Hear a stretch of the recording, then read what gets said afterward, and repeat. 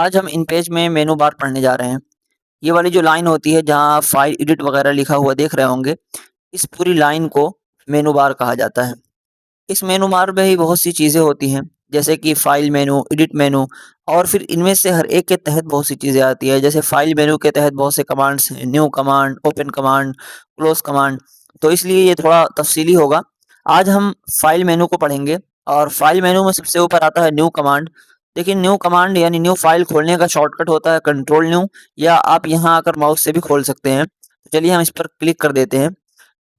Click करने के बाद आपके सामने कुछ इस तरीके का इंटरफेस आएगा, एक डायलॉग बॉक्स खुलकर सामने आ जाएगा।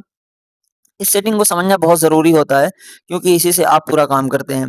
देखिए जब हम इन पेज खोलते हैं, ओपन करते हैं तो A4 साइज़ वो अपनी तरफ से देता है, क्योंकि अक्सर जो दुनिया भर में काम होता है वो A4 पर ही होता है। लेकिन अगर आपको कुछ और साइज़ देना है A1, A3, तो वो सब साइज़ यहाँ पर होती हैं, उनको आप अपने हिसाब से जो भी आपको चाहिए वो दे सकते हैं। लेटर पैड साइज़ देना हो, कुछ भी साइज़ देना हो वो यहाँ से दे सकते हैं।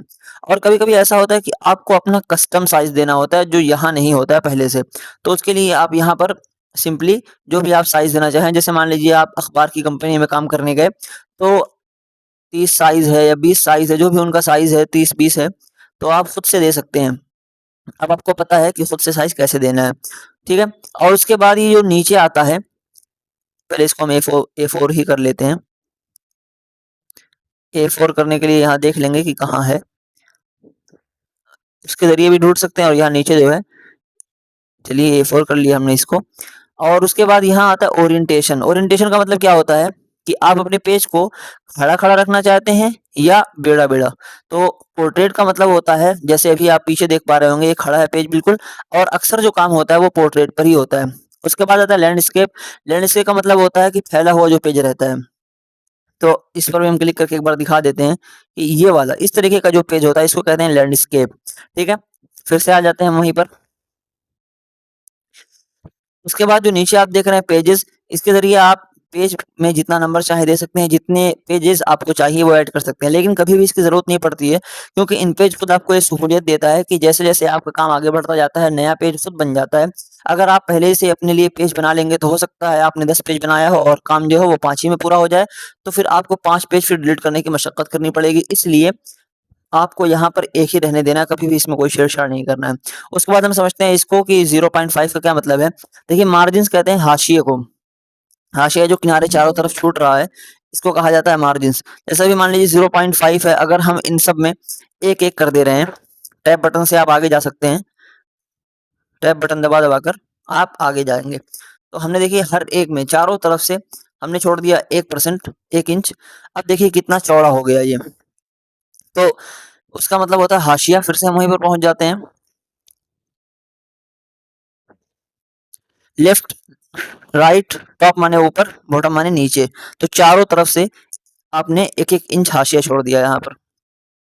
उसके बाद यहाँ डायरेक्शन का मतलब होता है यही वाला जो मैंने यहाँ आपको समझाया था, तीर वाला, कि आप दाएँ से बाएँ लिखना चाहते हैं या बाएँ से दाएँ लिखना चाहते हैं।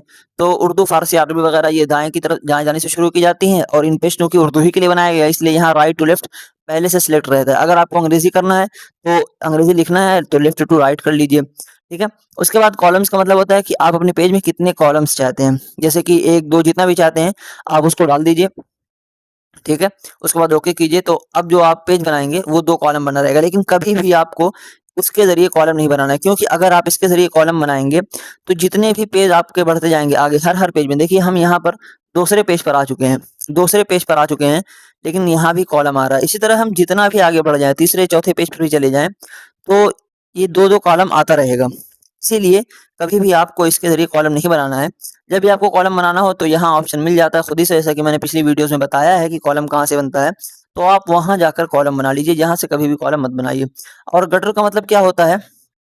गटर का मतलब होता है कॉलम के दरमियान का फासला, कि कितना फासला आप रखना चाहते हैं। जैसे कि मान लीजिए मैंने यहाँ 2 कॉलम बनाया और गटर में हमने 1 इंच का फासला रख दिया। उसके बाद ओके किया, तो अब देखिए कितना ज़्यादा फासला आ रहा है। पहले जब हमने कॉलम बनाया था तो वहाँ छोटा-सा फासला आ रहा था, लेकिन यहाँ ज़्यादा आ रहा है। तो गटर का मतलब होता है कि आप कितना फासला रखना चाहते हैं। उसके बाद चलिए आगे चलते हैं। यहाँ जो ऑटोमेटिक टेक्स्ट बॉक्स है, इस पर हमेशा क्लिक रखना है। ऑटोमेटिक टेक्स्ट बॉक्स को हमेशा क्लिक रखना है, कभी भी इसको ऑफ नहीं करना है। ठीक है? क्यों ऑफ नहीं करना है अभी मैं आपको बता दे रहा हूँ। जैसे कि हमने यहाँ ऑफ कर दिया, अब ओके कर रहे हैं।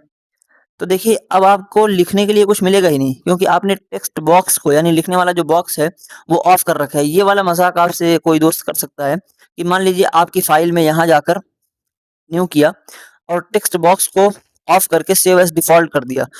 आप जब भी नया बॉक्स बनाएँगे आपको लिखने के लिए कुछ मिलेगा ही नहीं, कर्सर आएगा नहीं, आप परेशान रहेंगे, हमेशा नई फ़ाइल बनाएँगे।